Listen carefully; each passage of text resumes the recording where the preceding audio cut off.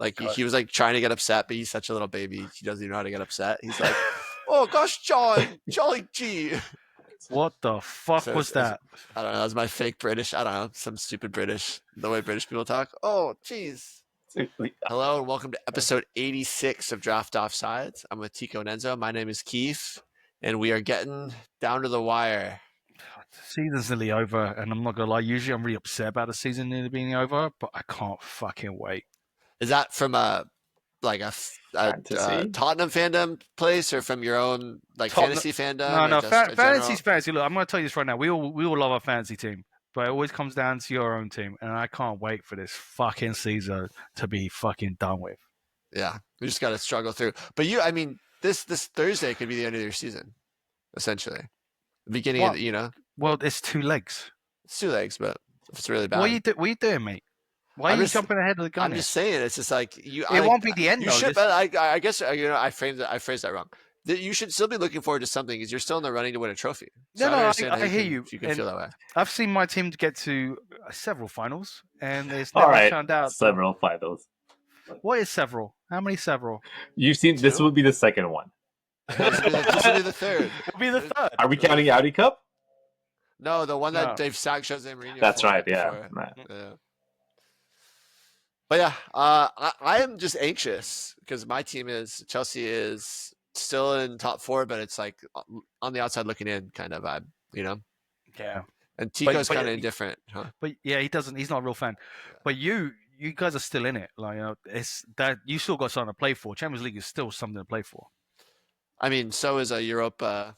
Oh, I hear you. I want to play it, but I'm gonna tell you right now, even if we fucking win that thing, fucking Big Ange better fucking leave. I think he leaves no matter what. And I think maybe he quits instead of getting fired. That would be the biggest difference, yeah. I think the only way he wouldn't do that is just if it's a paycheck thing. Because if he's like, well, I can not leave and make them fire me and still get. Oh yeah. You know how many managers we fucking paid? We paid so many managers. You and me both, brother. You and me both. Oh wait, Chelsea, yeah. Yeah, we're the worst at it. But let's not get too sidetracked. Okay, let's get into the matches from game week 34. So we're heading into game week 35, huh? Game week 35. Wow. Okay. So before we talk game week 35, game week 34, game 1, Newcastle 3, Ipswich 0. Johnson got a red in the 37th minute, and that was game over, huh? Done. You just you weren't going to win that game anyway, but now it was just a matter of how many goals you were going to lay in. I think the worst part about Johnson's red is there were 2 really bad yellows. Like one was it was holding the guy, and I forget what he did for the first one, but it was pretty it was pretty low. It wasn't but I think I think the first one was for something like kicking the ball away. It wasn't like a tackle. It was kicking the ball or talking or doing. I forget what it was exactly. I forget what it was too, but it's like he was back in the championship. He's getting ready to get back in the championship because you get away with that shit. You know what I mean? All right, Trippier, 28.5 points. Number 3, a third game with 2 assists. No, number 3 overall on points so far this game week. So he's so funny because there was a period of time where he was completely out of the squad, like he wasn't involved at all. And then with the Hall injury, he's come back in, and now he's looking like Trippier. Like he never left. Yeah, like he never left from before, which is fascinating. Big Dan Burn, 26.25 points. Surprisingly, that was his first goal in the Premier League this season. Really? Yeah, I was surprised by that. Has it all been cup games that he scored in? Yeah, I think he scored in a lot of cup games. This makes it 3 games in a row Newcastle defender has scored a goal. That is really fascinating. And 2 of them, Shar, Burn. Yep. Yeah. I mean, Dan Burn he's been great though. He's been solid. Him at centre back. Yeah. It was weird. Remember was that last year he was playing left back? Mm-hmm. That was odd. It was. He was way too large. He was way too large to be playing left back. He definitely wasn't run down that wing, mate. Kind of was though, if you remember. When I say running, I mean full sprint. This guy was galloping because he's 6 foot something. Yeah. Tonali, 18.25 points. He continues to have a really strong back half of the season. I think the defensive midfielders this season have really stood out after we talked a lot of defensive midfielders. Yeah. Yeah, you're not wrong. Murphy, 17 points. With an assist. Consistent, man. You think he's at least second round next season? You think really? No. Oh, dude. Yes. Look at his stats. I think from a pure stats percentage per point of view, I can see that. Where is he ranked overall? 31st. 31st. So and he's having But I think what the worry is that like he's the type of guy where if he has a few, like if his form dips for a little bit, he's not necessarily guaranteed to keep a spot. But yeah, if I go by your argument though, that we go by form and what we see near the end of the season, like the way we're seeing at the end of this season, But he's been playing really well. Goal contributions have been there. He's the type of guy that I think I'd be really excited to get maybe in the third or fourth. I think the second, I'm looking for a little more of a sure thing. I think he went undrafted. You ain't gonna get him in the third or fourth because I'm gonna pick him up in the second. Just FYI, Cool. Love to see that. It's next year's Leon Bailey. But didn't he start playing better once Gordon was kind of iffy? And the reason I said no.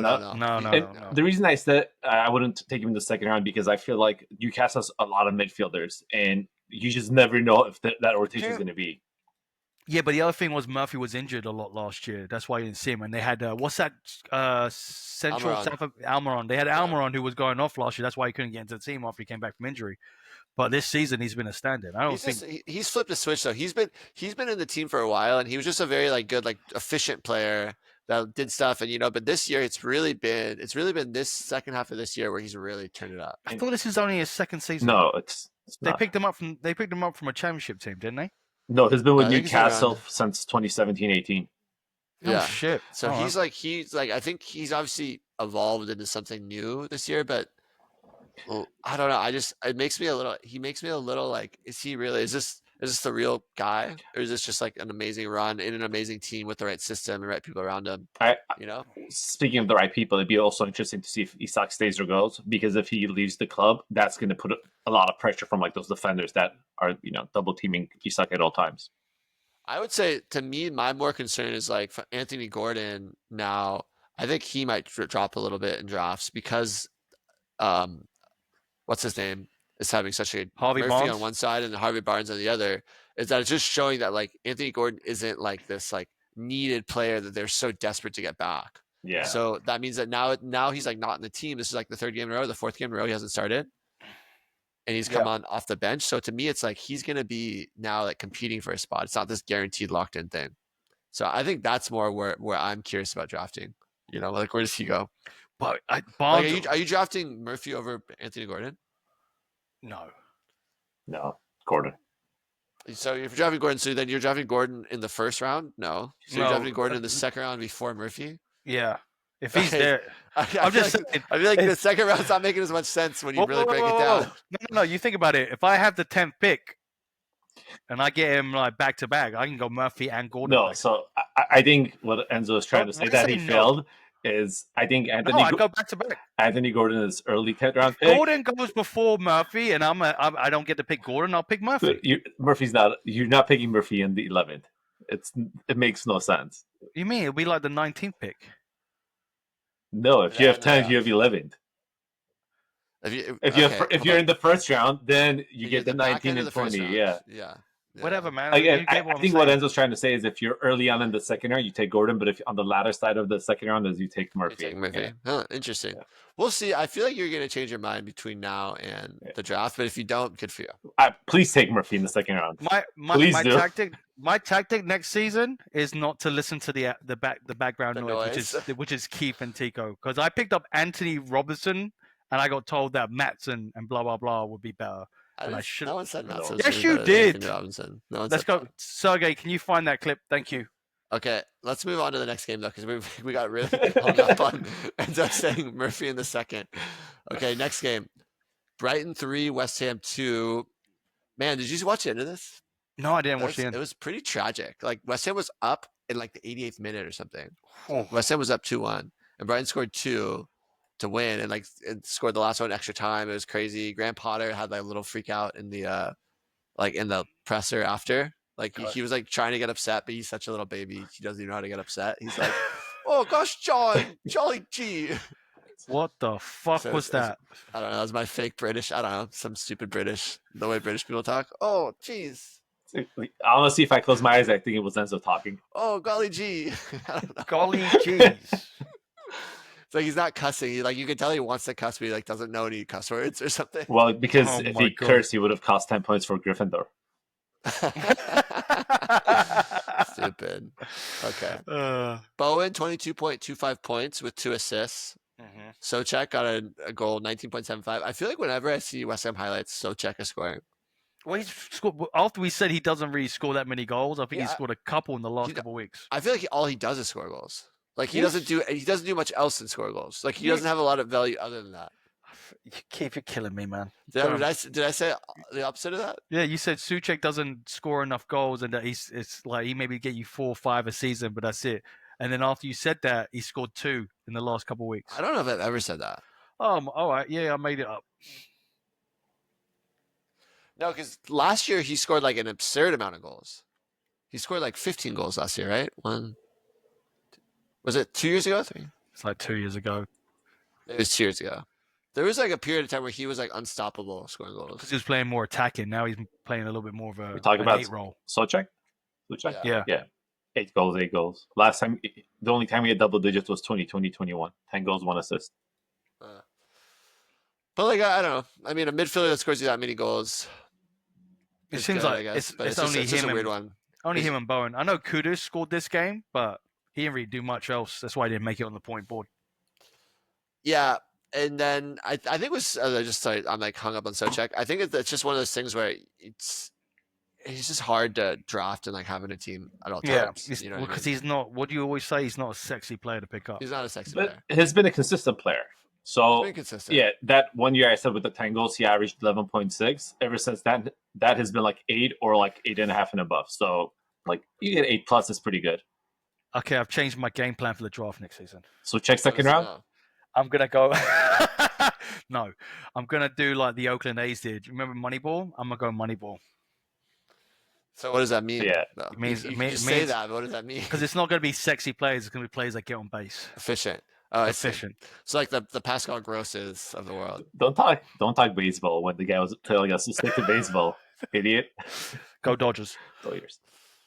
Okay, then some Brighton players. Ayari, 18.75 points. He scored a banger of a goal. Baliba also scored a banger of a goal, and that was the one in the dying minutes to win it. And then Gruda with 2 assists, got 18 points. Yeah, you have this note here. It's all role squad plays for Brighton, and there's continues to be, other than Matoma, there's probably not like a major star on the team. Yeah, Matoma's like borderline, isn't he? I mean, he's going and he's like a first, second round guy. First, second round, right? Was he? Well, this year, Isn't that kind of where he goes? You don't think next year, will he? I mean, he's a 22nd ranked player, so third round maybe might drop to the third. Oakland A's. Don't worry, I got it. Logged it. So you're drafting Murphy in the second round, but a player who's ranked higher than Murphy, you don't want to draft in the second round. I'm gonna get him in the third round. All right. Yeah, I think Enzo, I think you really bring up a really good point though with Brighton, is that it's just really hard to trust who's going to start and who's going to play, and it makes it really challenging. Yeah, I like him though. Yeah. One also note, just going back a little bit, you mentioned Kudus. I went back and looked at. I was just looking at players, and just because you showed that stat the other day, it was like all the players that had the most like failed contested dribbles. Yeah. And there were some names on there, and I was kind of curious. I'm like, who has like the most successful dribbles this year? Do you guys want to guess? Anthony Robinson. Cunha. Jamie Doku. Again? By 98. Wow. Well, but number 2. Kudus.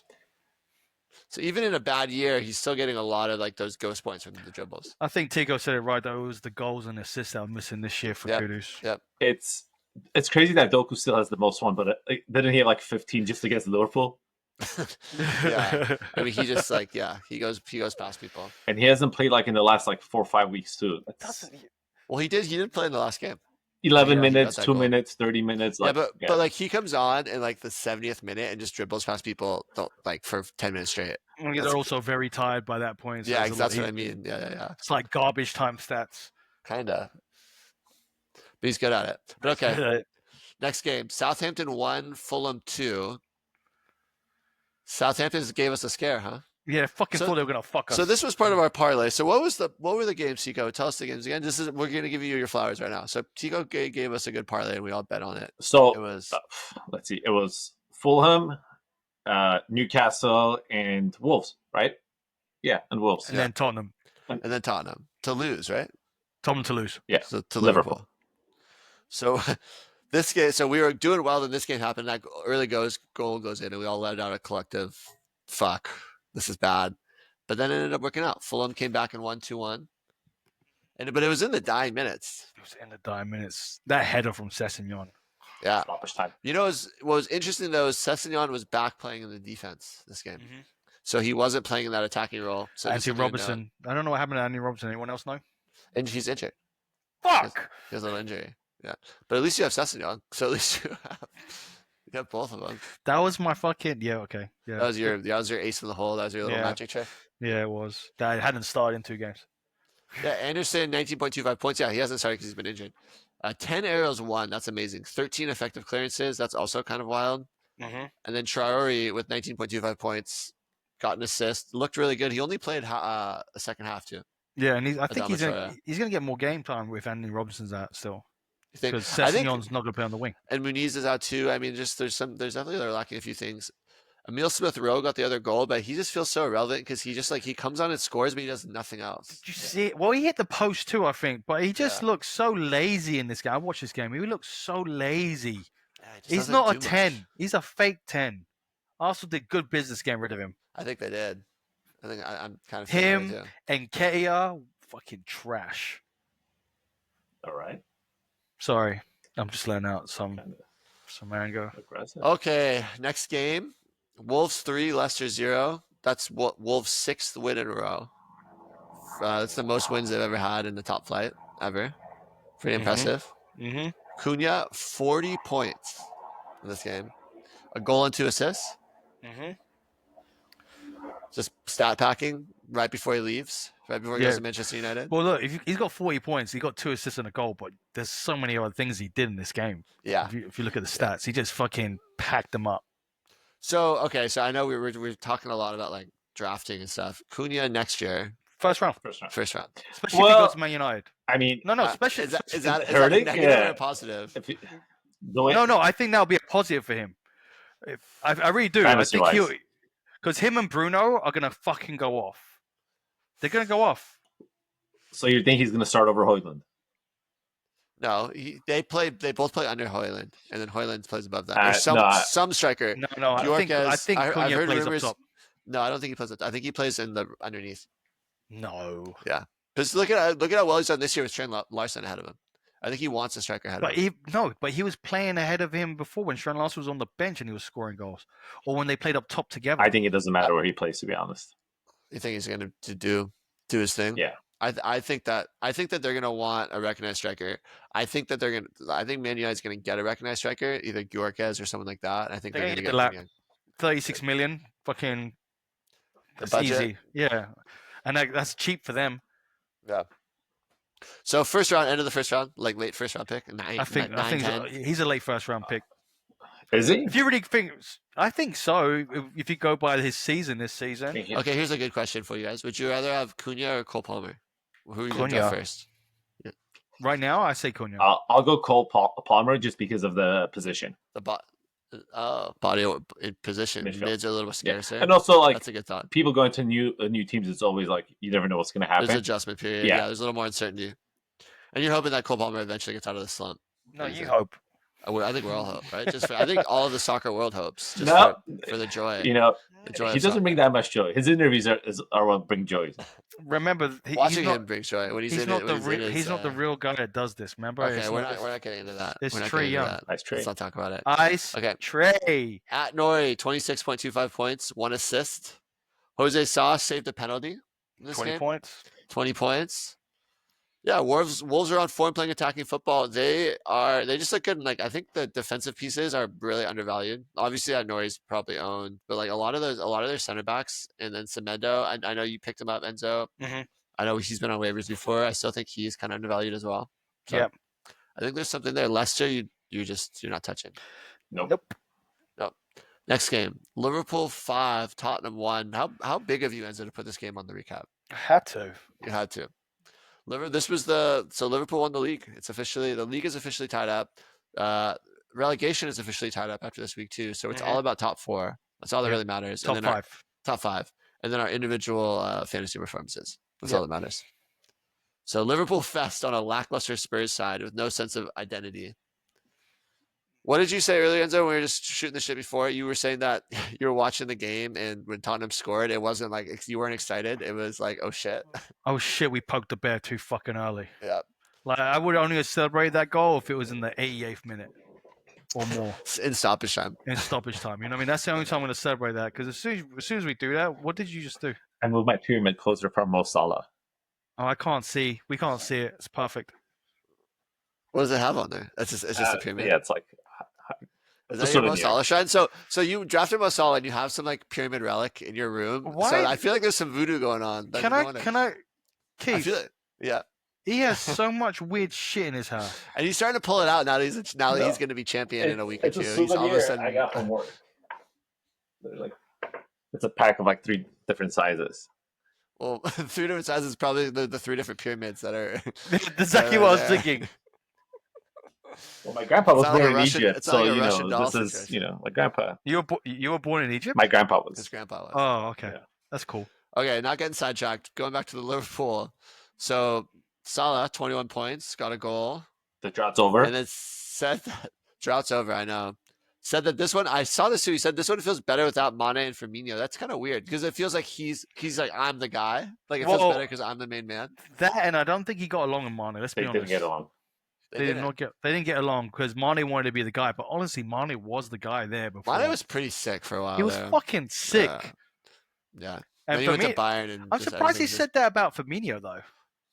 I think it just felt like before it was he wasn't. To me, that reads as like he wasn't the superstar. He was a part of a threesome essentially, and now he's like the guy. Like everyone's gonna remember this Premier League thing, and he's the guy. Tico, I said a word. You don't have to. Every single time I say a word that's remotely sexual doesn't mean you have to like grin and make a comment. No. I know it's coming. No. Have it.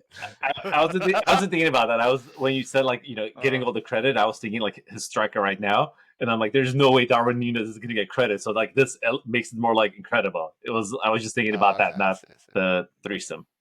Okay.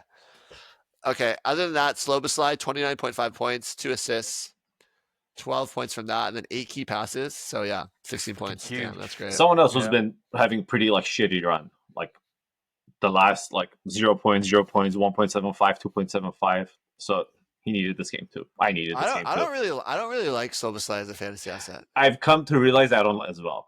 It's the inconsistency, right? Like he has boomer. He's a very boomer bust player. And same thing as last year. He got off to a very good start. Then he cooled off. Then towards the end of the year, not sure if he gets tired or his body doesn't take the. So he's like Danny Welbeck. Or Olive Brighton. Yeah. I saw a funny post on Men in Blazers Instagram about Liverpool winning the championship. It's just a couple of facts. So I just want to go through it real quick. Chiesa becomes the second Italian to win the Premier League. First one being Balotelli. Did he get enough games even to be counted in the squad? Virgil van Dijk, first Dutch captain to win the Premier League. Arne Slot, first Dutch manager to win the Premier League. Mo Salah remains still the only Egyptian to win it, which probably will change when City wins it. Soboslai, first Hungarian player to win the Premier League. Kostas Tsimikas, first Greek player to win the league. And then Trent Alexander, the first Real Madrid player to win the league. Oh my god, I hate you. That was good. I knew something was coming at the end there. So yeah, next out, does Liverpool start experimenting with young players now that the season is done? I tend to think that they are going to put a little bit of a reduced lineup out next week.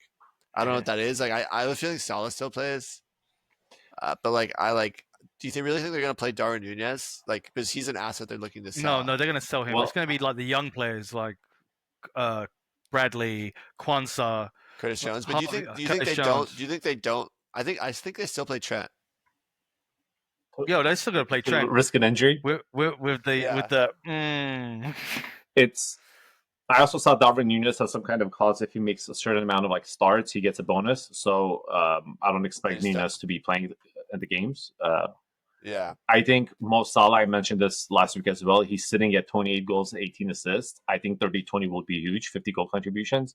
So I think once he gets that, he'll probably like rest up some more.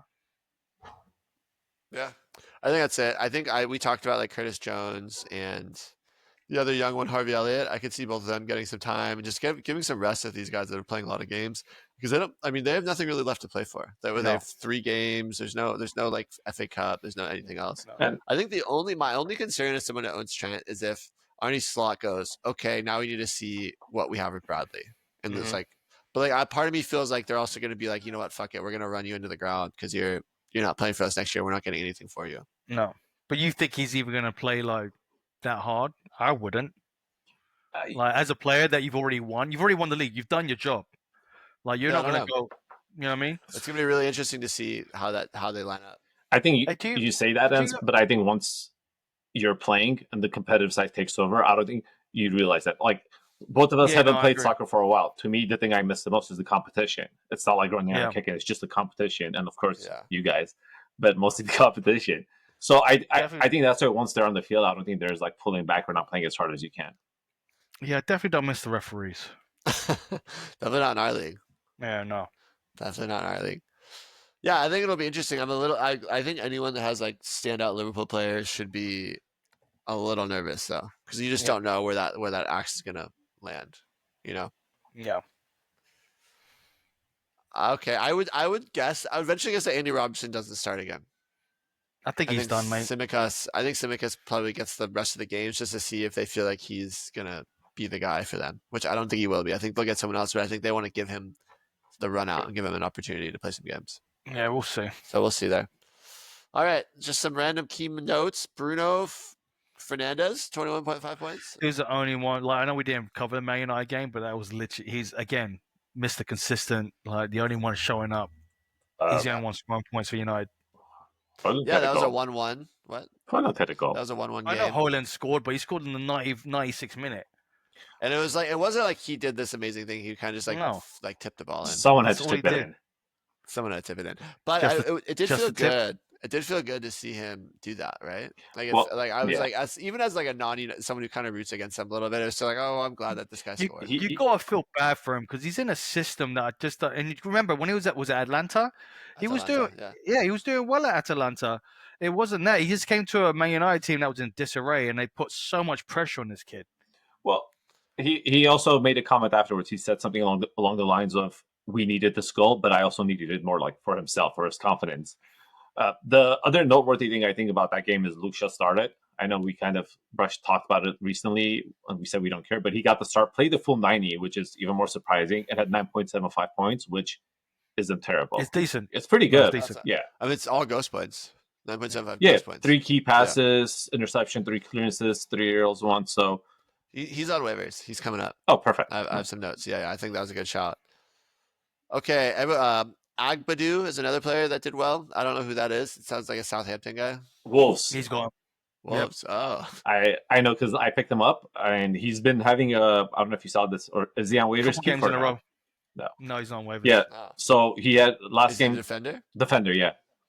10 points, 7.5 points, 10.75, 11 points. He didn't 33% owned. Yeah, he didn't start the year when it started. He's only played in the last 12 games. Is averaging 8.4. Yeah, I mean, this is a perfect example of like even I'm sleeping on Wolf defenders, and I'm the one that's been like yelling about Wolf defenders, you know.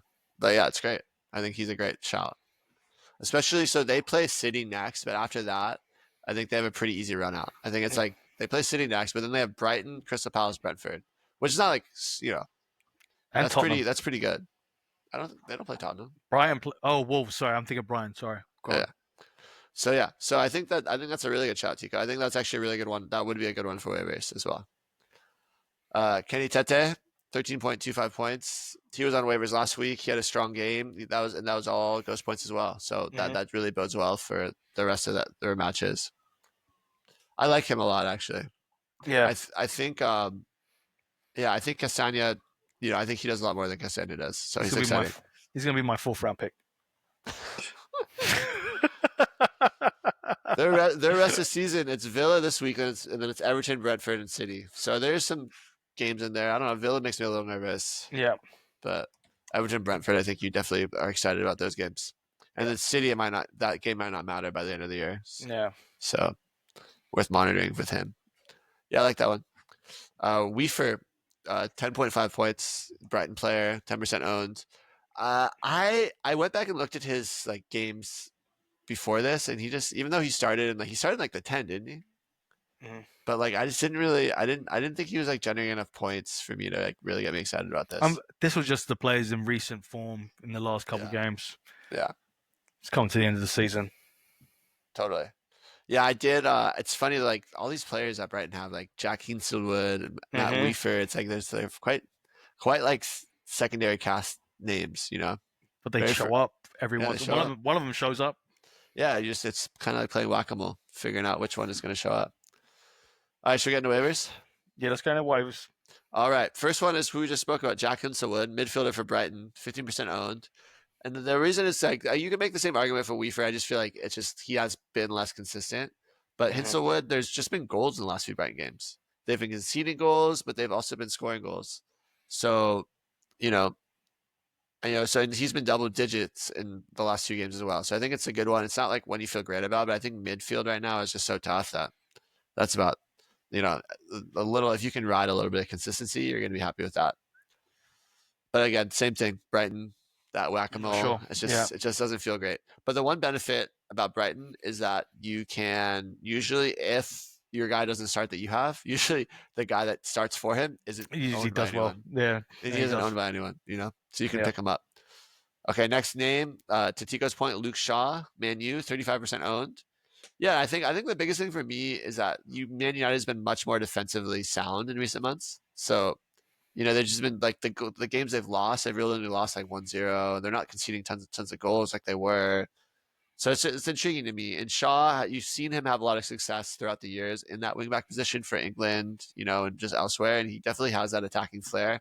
He's coming off a major injury. He's a little bit older. I don't know if he's really gonna be the guy, but I think it's interesting. And 9.5 ghost points is nothing to laugh at from that regard. No. Next, another mid, Simon Adingra, another Brighton player, 47% owned.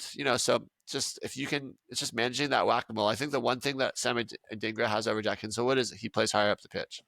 Yeah. So you're more likely to get Gomes' contributions. I also really like him. I think he has some really good moments. He's had some really good moments in previous seasons. This year it didn't really happen for him, but I think 2 years ago he was like a very viable starting player. Injury stricken, that's his problem. Yeah, most of these guys.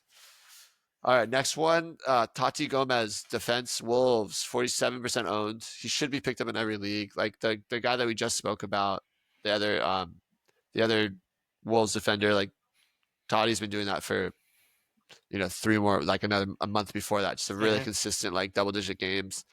And we talked about earlier, but Wolves still have a 6-game winning streak, and they're being led by that strong defensive performances. That's really what's been driving them. Obviously Cunha's back. Obviously they're scoring some goals, but it's really just that strong defense. It's border, and Totti's been his numbers have been borderline elite since February. So yeah, if he's available in your league, that's to me, that's maybe the number one if he's available. Yeah, strong end to the season. Yeah, the last one, it's kind of a double, and it's just more the forward position in general, because it's kind of a wasteland right now. There's really not much out there. There's a lot of injuries. There's not a lot of stuff going on. So it's Fulkrug or Richarlison, I think, are your 2 safest bets, and they're in the 40-ish% owned range. Yeah, and it's just not a good time. And Solanke started on the weekend, which I was actually a little surprised about, because you thought he might be resting him, but then when you think about it, they have their game midweek. Tottenham does, so you think Solanke probably starts that, right? And then if he starts that game, then I can't imagine that he starts on the weekend 3 days later. So I think that's a guaranteed Richarlison game. So I don't know. I think that's a good one. And then I think Fulkrug he only got 45 minutes in the last game, which isn't great. You were expecting him to get a full game, especially after scoring the game prior. But, it's just, there's a lot of risk in these guys, and it's not that pretty. But I think as far as safety goes, they're the two most likely to get you something and get you the most minutes out of there. But if you really want to swing for the fences and go a high upside play, we talked about him earlier, Adama Traore scored 19.5 points. I don't know if he gets a start. The issue is he going to start? Yeah. But scoring 19.5 points in 45 minutes puts him on the radar. Yeah, puts him on the radar, and we've all seen we know he has the physical attributes. It's just a matter of him putting it together. So maybe this time it'll finally click after all these years. All right, that's waivers. Anything else? Anyone else you guys want to talk about? Wrexham. That's pretty amazing. So they're the first team ever to get promoted 3 times in a row. Yeah. You think they do it? Do you think they get into the Prem next season? Nah. You don't think so? The manager came out and said they're gonna have like a no superstar policy because I'm sure a lot of these retiring players they will want to go there. They said they don't want to go after Vardy, they don't want to go after KDB, but at the same time, Really? how do you turn down KDB? Why would they go after Why would they go for why would KDB? KDB want to go there? So what are KDB's options, right? If he wants not the fucking championship. But if he wants to become mainstream because of the TV show, he would go there. Just strictly because of that. KDB is already mainstream. No, his mainstream amongst people like us. Being mainstream around like regulars is people who watch the TV show who are not soccer fans. Well, no, he's mainstream amongst the world football fans. Correct. But what I'm telling you is if he wants to be mainstream across people who are not football fans, like people watch the show that are not football fans. You realize this, right, Enz? No, I realize that. I just still don't see the fucking point of KDB going to Wrexham in the championship. So I think KDB, I just don't see a world where he does that. I see your point, Tico. I see your point, but I think that there's like not enough of like a market crossover for him to be like, oh, this is worth it. I want to get hacked by like some guy named like Cottinger, some some guy that's getting paid a quarter, like a tenth of what I get paid. That's just going to be coming after my ankles every game. Vardy makes sense because I would see.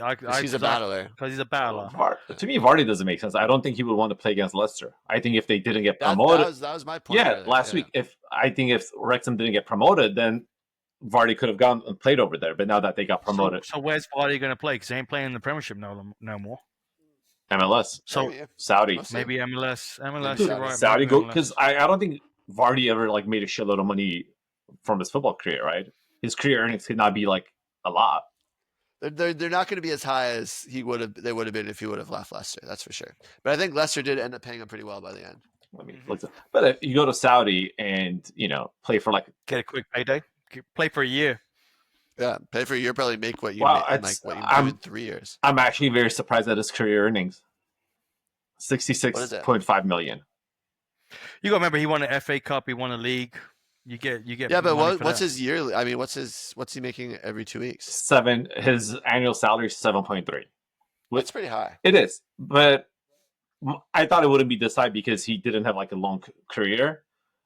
When he came to the Premiership, he was already on the pretty old. He was already on the older side. Yeah. So, but even you go to Saudi, you can get like 50 a year easily.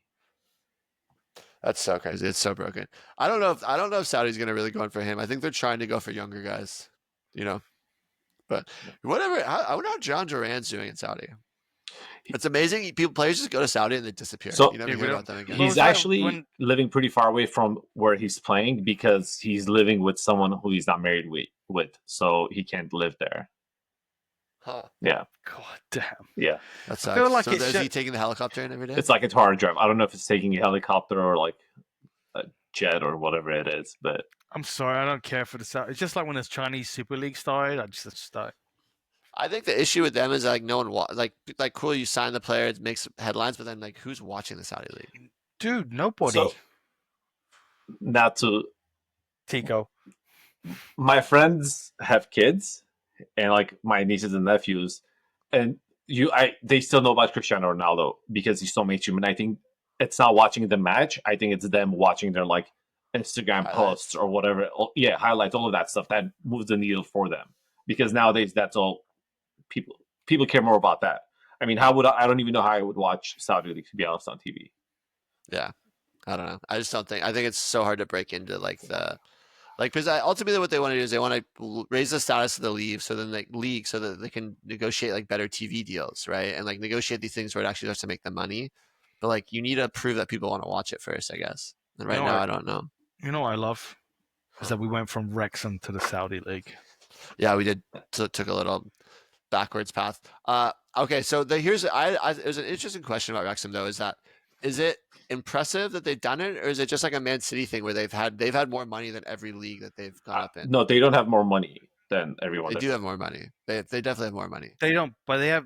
Don't get me wrong. I think that is true for when they were a semi-pro league and they were buying players from the above league to get them into the next round. But if you really think about it, they've had what's his name, Foster. Who they got? Yeah.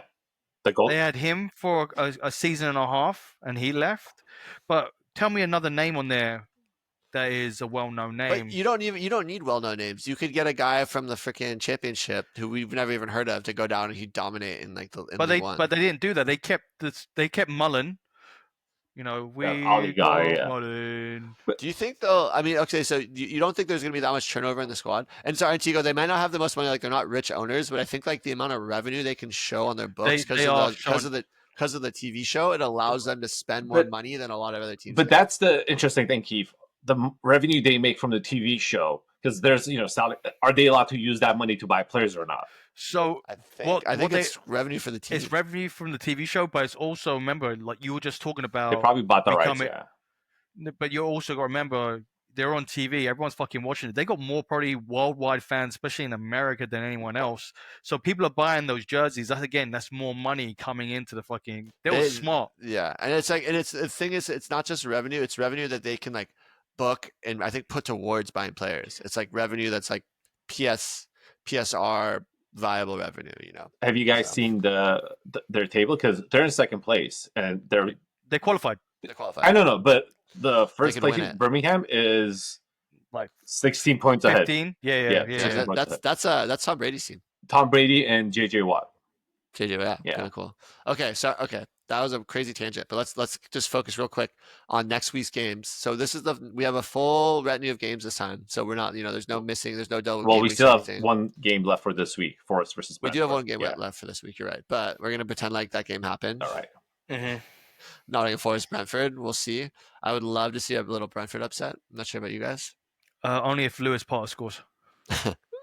Are you guys tight in your? We haven't even talked about our matchups. Are you guys tight in yours? Yeah, I'm tight. 20 points, I think it is. I think I'm dominating Sergey. It's pounding him in the ground. So you're up 40, aren't you? Up 40. Only 40. That's cute. Tico's team absolutely went ballistic this week. Cunha, man. Cunha, Salah, Sloboslai. Anyone else? I scored 147, almost 145, 148 points, and I had a player that had -8 points. It's pretty funny. Okay, focusing up into round 35, talking about that. Interesting games. The one that I'm really, really curious about is that Manchester City Wolves game. Because it's just Wolves has been defensively have been so sound and they've looked so good. They're on a 6-game winning streak. And then City also is on like such a tear. So it kind of is like who breaks in this game? Like who, I want Wolves to win so badly. Yeah, I think we all do. We all do. Yeah. But like as far as like some of the Wolves players, like we've been talking about Wolves defenders. Are you a little hesitant because of the Man City game, or you just go, they've been so good, you roll absolutely. They've been playing with no fear, man. They've been playing with no fear. So like the wing backs are going to go down the wings. Cunha's going to do his thing. I think like Gomes in the middle is going to work hard. I think if they work harder than Man City does in the midfield, they'll be fine. Okay, next one a question about is Aston Villa Fulham. I think it's the same question though. It's like the Fulham defenders. You guys no issue? Because Villa's not really playing for anything anymore this season. No. So I think both of these top four. They're playing for top four. They're playing for top four. I mean, I guess you're kinda. Yeah, they are. They're 7th currently, so yeah, they're still in it. But so I guess like, the question is, Fulham's not really playing for anything this season. No, Fulham's not playing for anything. So you're a little worried about like the Anthony Robinsons, Kenny Tetes, Ryan Sessegnols about starting them? No, I think they keep playing. I think he might put in a couple plays here and there, maybe to rest them for next season. But I think they play. Okay, Everton Ipswich. I just want to shout out that this would be a good game if you're really struggling. Maybe like an Alcaraz or like one of those Everton midfielders might be interesting in this game. And then I don't know if you guys saw Tarkovsky's done for the year. Done for the year. Ranked number 2 or number 3 defender on my team. That's rough. That's my 5th round pick. Leicester Southampton. I would be amazing to see Southampton get another point, so they just don't become right now they're tied for the worst team ever in the league. So it'd be nice for them to not be. No, let's be part of history. They're playing Leicester can't score a goal, so that's what I mean. I think I actually kind of bet this would be a game I might gamble on. I might gamble on Southampton to win. I bet you the odds are kind of good. Keith, you just get off it, bro. It makes sense why Keith wanted Liverpool to bench their players. They're playing Chelsea. Oh yeah, that's also I was talking that into existence. So, but I think there's something there though. I think Chelsea there might be some interesting Chelsea elements because of that Liverpool-ish situation. I think the other one to shout out is West Ham Tottenham, 2 teams that have just really been struggling in the league. No, Tottenham's going to come 17th, man. West Ham's going to beat them. You really think so? Bro, I'm fucking done.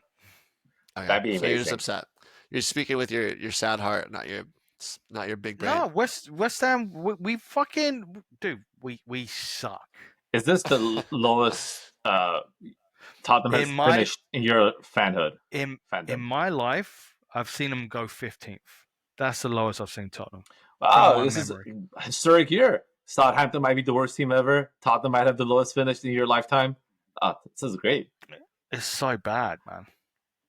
Ange out. Oh, I think Ange is out. I think there's no way. There's no way he stays in. Fucking love big Ange. Terrible. All right, any other games you guys want to talk about? It's not really like anything. It's like the Manchester City and Wolves games is really the only one I'm looking forward to. Yeah, I kind of agree. Yeah. The season needs to wrap up. It's over with. Tico, that's because you don't want anything funky to happen before you win the Premier League. Are we going to talk about this?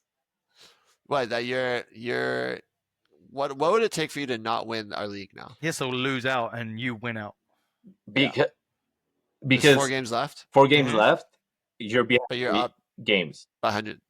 I'm behind you by 3 games. 3 games. So he's going to win this week. So he has to lose the next 3 games and not score that many points, and you win all your games and fucking go off. Because I'm 130 points ahead of you.